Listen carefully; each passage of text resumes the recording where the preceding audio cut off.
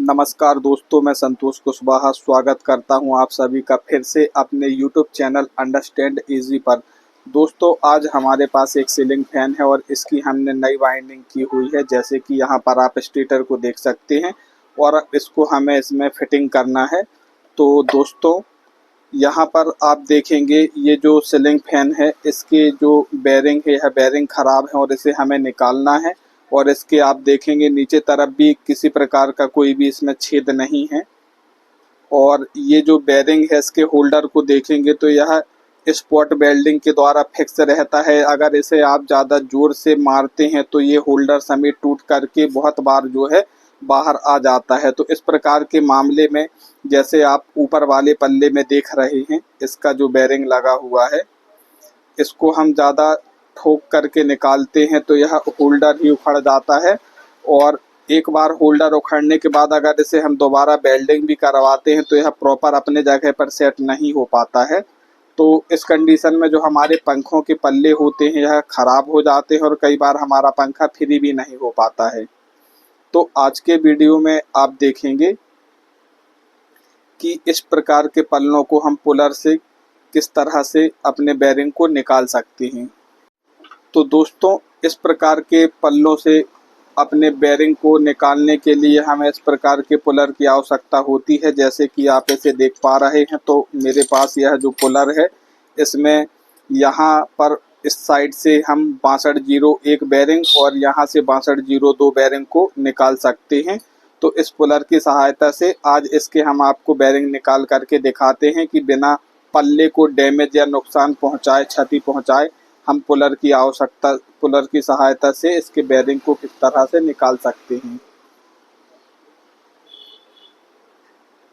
तो आइए दोस्तों, सबसे पहले हम अपने नीचे वाले पल्ले से इसके बेरिंग को निकालेंगे। और यहाँ पर आप देखेंगे इसमें नीचे किसी प्रकार का कोई भी छेद नहीं है।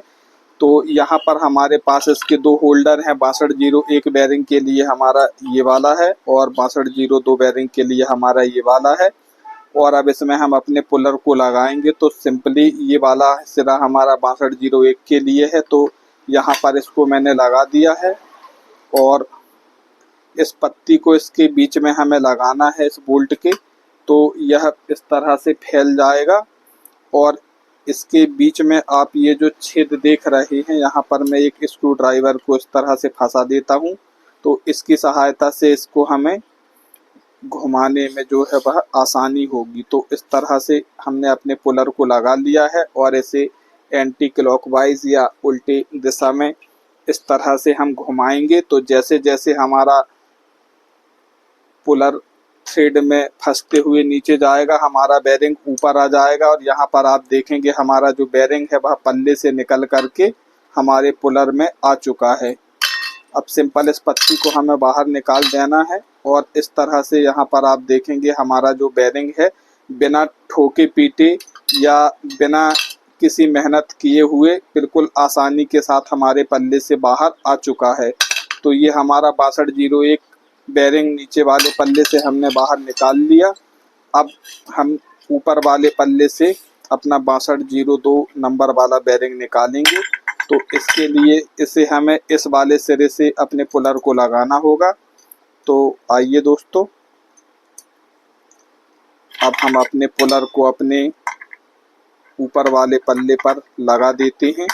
तो इसको इस तरह से हमें बेरिंग पे लगा देना है और इसके बाद इसके स्क्रू को हम इस तरह से फैलाते हुए इस पत्ती को इसके बीच में हम लगा देंगे और इस छेद में अपने स्क्रू ड्राइवर को फंसा लेंगे।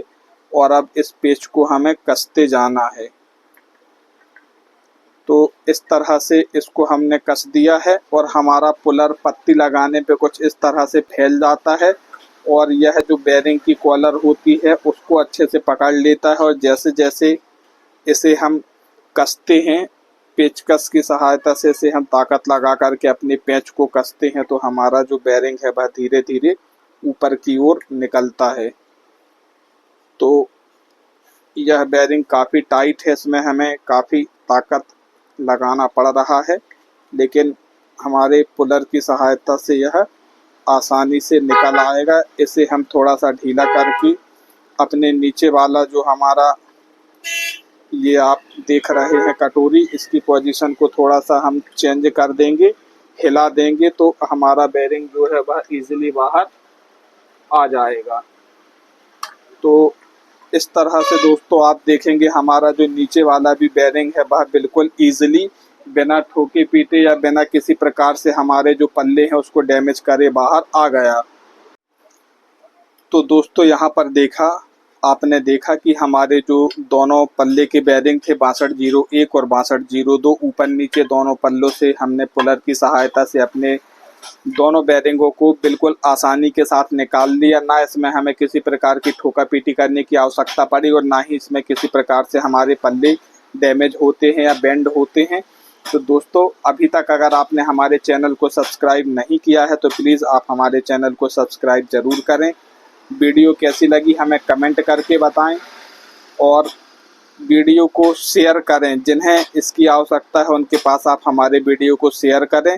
तो दोस्तों मिलते हैं अगली वीडियो में, तब तक के लिए जय हिंद, वंदे मातरम।